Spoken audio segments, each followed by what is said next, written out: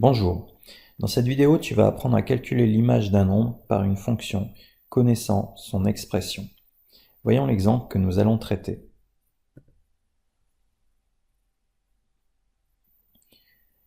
Rappelons brièvement le principe d'action des fonctions. Nous l'avons déjà vu dans la vidéo précédente et pour cela nous allons nous appuyer sur un schéma.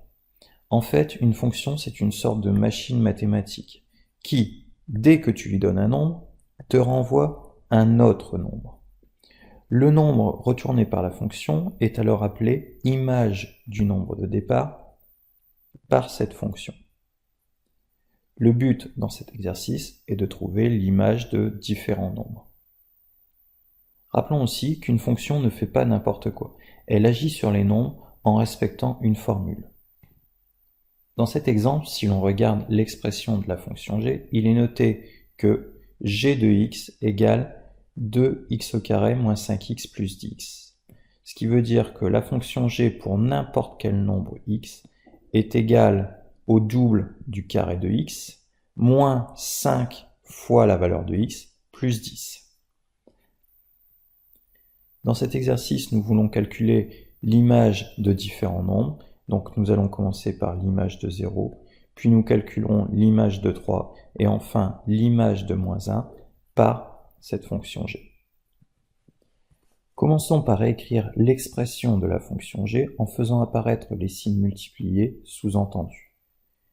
Cela donne g de x égale 2 fois x au carré moins 5 fois x plus 10.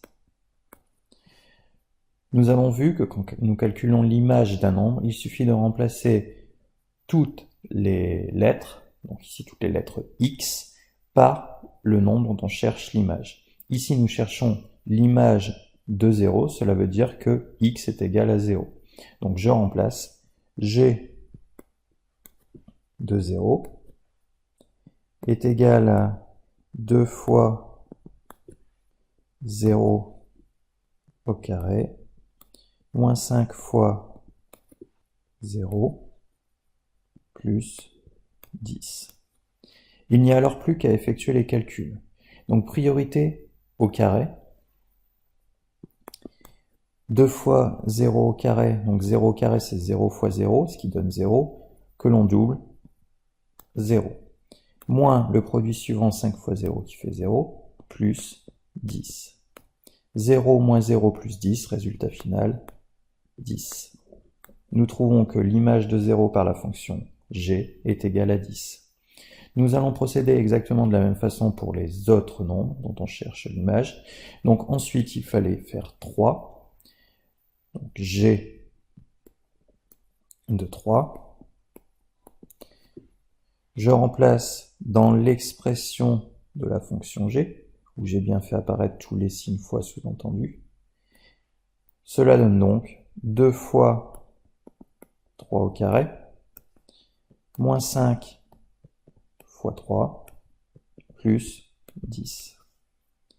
Il nous reste à effectuer les calculs. Donc le 3 au carré qui donne 9, que l'on double, 18, moins 5 fois 3 qui fait 15, plus 10.